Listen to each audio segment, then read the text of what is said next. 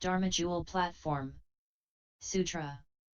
Complied by his disciple Phard Huai. Taisho Tripitaka 2008. Translated into English by Buddhist text. Translation Society. Chapter 7, Opportunities and Conditions. The master obtained the Dharma at Wang Muoid and returned to Ts'ao Ho village in Silza where no one knew him. But Lu Chi Liao, a scholar, received him with great courtesy. Chi Liao's aunt, Bhikshuni Wu Chin Sung, constantly recited the Mahaparinirvana Sutra. When the master heard it, he instantly grasped its wonderful principle and explained it to her. The Bhikshuni then held out a scroll and asked about some characters. The master said, "I cannot read, please ask about the meaning." "If you cannot even read, how can you understand the meaning?" asked the Bhikshuni. The master replied, "The subtle meaning of all Buddhas is not based on language." The Bhikshuni was startled and she announced to all the elders and virtuous ones in the village, "Here is a gentleman who possesses the way. We should ask him to stay and receive our offerings." Ts'ao Shu Liang, great-grandson of the Marquis Wu of the Wei dynasty, came rushing to pay homage, along with the people of the village. At that time the pure dwellings of the ancient Boe-Larm Temple, which had been destroyed by war and fire at the end of the Sui dynasty, were rebuilt on their old foundation. The master was invited to stay and soon the temple became a revered place. He dwelt there a little over 9 months when he was once again pursued by evil men. The master hid in the mountain in the front of the temple, and when they set fire to the brush and trees, he escaped by crawling into a rock to hide. The rock still bears the imprints of the master's knees and of his robe where he sat in lotus posture.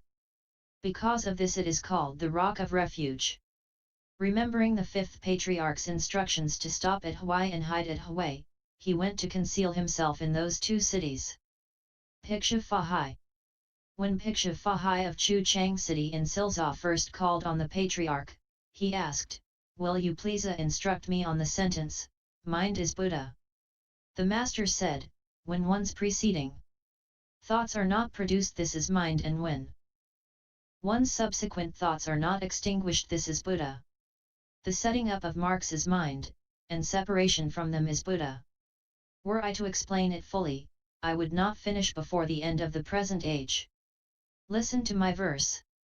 When the mind is called wisdom, then the Buddha is called concentration. When concentration and wisdom are equal, the intellect is pure. Understand this Dharma teaching by practicing within your own nature. The function is basically unproduced. It is right to cultivate both.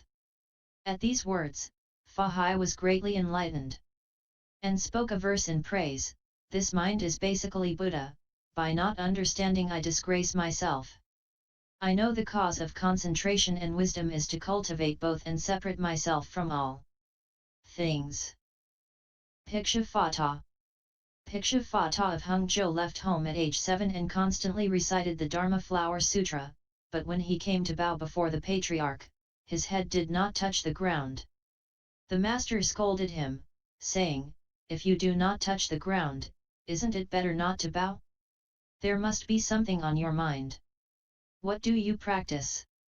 "I have recited the Dharma Flower Sutra over 3,000 times, he replied.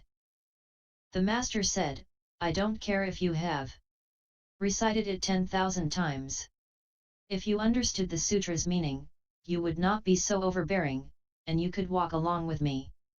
You have failed in your work and do not even recognize your error. Listen to my verse. As bowing basically to cut arrogance. Why don't you touch your head to the ground? When you possess a self, offenses arise. But forgetting merit brings supreme blessings." The master asked further, "What is your name?" "Phata," he replied. The mater said, "Your name means Dharma penetration, but what Dharma have you penetrated?" He then spoke a verse. "Your name means Dharma penetration. And you earnestly recite without pause to rest. Recitation is mere sound. But one who understands his mind is called a Bodhisattva. Now, because of your karmic conditions, I will explain it to you. Believe only that the Buddha is without words. And the lotus blossom will bloom from your mouth. Hearing the verse, Fa Ta was remorseful and he said, "From now on I will respect everyone. Your disciple recites the Dharma Flower Sutra but has not yet understood its meaning. His mind often has doubts. High Master, your wisdom is vast and great. Will you please explain the general meaning of the sutra for me?" The Mater said, "Dharma penetration, the Dharma is extremely penetrating, but your mind does not penetrate it. There is basically nothing doubtful in the sutra. The doubts are in your own mind. You recite this sutra, but what do you think its teaching is?" Fa Ta said, "This student's faculties are dull and dim. Since I have only recited it by rote, how could I understand its doctrine?" The Master said, "I cannot read, but if you take the sutra and read it once, I will explain it to you." Fa Ta recited loudly until he came to the Analogies chapter. The Master said, "Stop.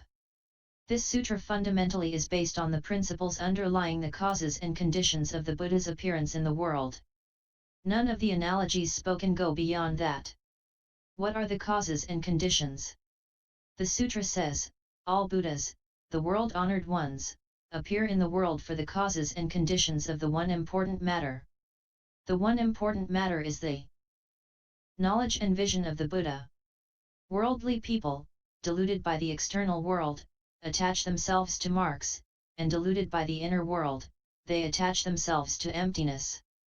If you can live among marks and yet be separate from it, then you will be confused by neither the internal nor the external. If you awaken to this Dharma, in one moment your mind will open to enlightenment.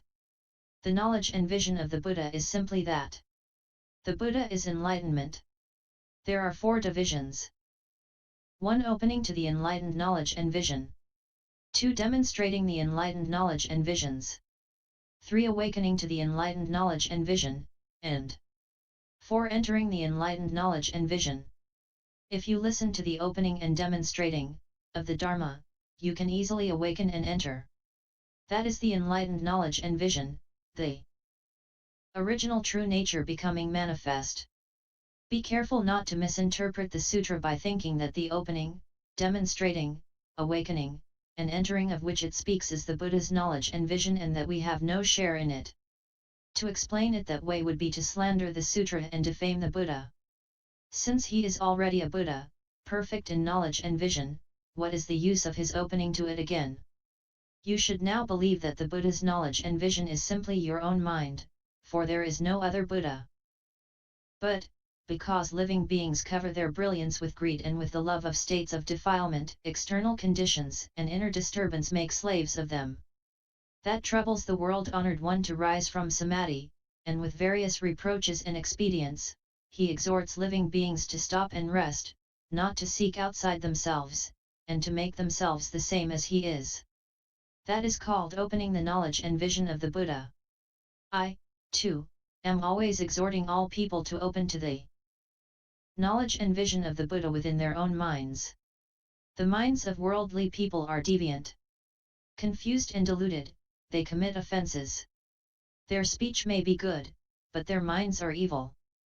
They are greedy, hateful, envious, given over to flattery, deceit, and arrogance. They oppress one another and harm living creatures, thus they open not the knowledge and vision of Buddhas but that of living beings. If you can with an upright mind constantly bring forth wisdom, contemplating and illumining your own mind, and if you can practice the good and refrain from evil, you, yourself will open to the knowledge and vision of the Buddha. In every thought you should open up to the knowledge and vision of the Buddha, do not open up to the knowledge and vision of living beings. To be open to the knowledge and vision of the Buddha is transcendental, to be open to the knowledge and vision of living beings is mundane. If you exert yourself in recitation, clinging to it as a meritorious exercise, how does that make you different from a yak who loves his own tail? Fa Ta said, if this is so, then I need only understand the meaning and need not exert myself in reciting the sutra. Isn't that correct? The Master replied, what fault does the sutra have that would stop you from reciting it? Confusion and enlightenment are in you. Loss or gain comes from yourself. If your mouth recites and your mind practices, you turn the sutra, but if your mouth recites and your mind does not practice, the sutra turns you. Listen to my verse. When the mind is confused, the Dharma flower turns it. The enlightened mind will turn the Dharma flower. Reciting the sutras so long without understanding has made you an enemy of its meaning. Without a thought your recitation is right. With thought, your recitation is wrong. With and no without you may ride forever in the white ox cart. Fa Ta heard this verse and wept without knowing it. At the moment the words were spoken, he achieved a great enlightenment and said to the master, "Until today I have never actually turned the Dharma flower, instead it has turned me." Fa Ta asked further, the Lotus Sutra says, if everyone from Shravakas up to the Bodhisattvas here to exhaust all their thought in order to measure the Buddha's wisdom, they still could not fathom it. Now, you cause common people merely to understand their own minds, and you call that the knowledge and vision of the Buddha. Because of this, I am afraid that those without superior faculties will not be able to avoid doubting and slandering the sutra. The sutra also speaks of 3 carts. How do the sheep, deer, and ox carts differ from the white ox cart? I pray the High Master will once again instruct me. The Master said, the sutra's meaning is clear. You yourself are confused. Disciples of all 3 vehicles are unable to fathom the Buddha's wisdom, the fault is in their thinking and measuring.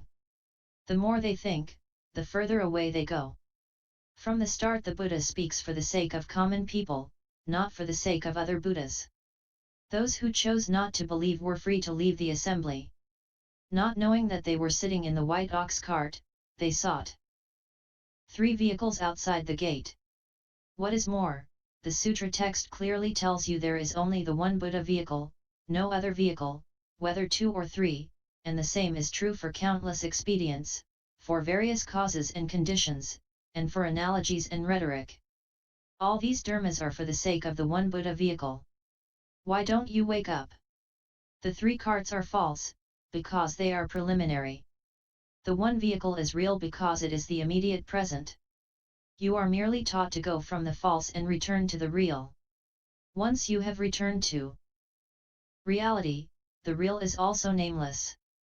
You should know that all the treasure and wealth is ultimately your own, for your own use. Do not think further of the Father, nor of the Son, nor of the use. That is called maintaining the Dharma Flower Sutra. Then from eon to eon your hands will never let go of the scrolls, from morning to night you will recite it unceasingly. Fa Ta received this instruction and, overwhelmed with joy, he spoke a verse. 3,000 Sutra recitations. At Tsokai not one single word. Before I knew why he appeared in the world. How could I stop the madness of accumulated births? Sheep, deer, and ox provisionally set up, beginning, middle, end, well set forth. Who would have thought that within the burning house originally the king of Dharma dwelt? The Master said, from now on you may be called the monk mindful of the sutra. From then on, although he understood the profound meaning, Fa Ta continued to recite the sutra unceasingly. Piksha Chi Tiong. Piksha Chi Tiong, a native of Anfeng in Silza, had read the Langkavattara Sutra over 1,000 times but still did not understand the 3 bodies and the 4 wisdoms. He made obeisance to the Master, seeking an explanation of the meaning. The Master said, the 3 bodies are, the clear, pure Dharma body, which is your nature, the perfect, full reward body, which is your wisdom, and the 100,000 myriad transformation bodies, which are your conduct. To speak of the 3 bodies as separate from your original nature is to have the bodies but not the wisdoms. To remember that the 3 bodies have no self-nature is to understand the 4 wisdoms of Bodhi. Listen to my verse. 3 bodies complete in your own self-nature. When understood become 4 wisdoms. While not apart from seeing and hearing transcend them and ascend to the Buddha realm. I will now explain it for you. If you are attentive and faithful, you will never be deluded. Don't run outside in search of them, by saying Bodhi to the end of your days. Chi Tiong asked further, may I hear about the meaning of the four wisdoms?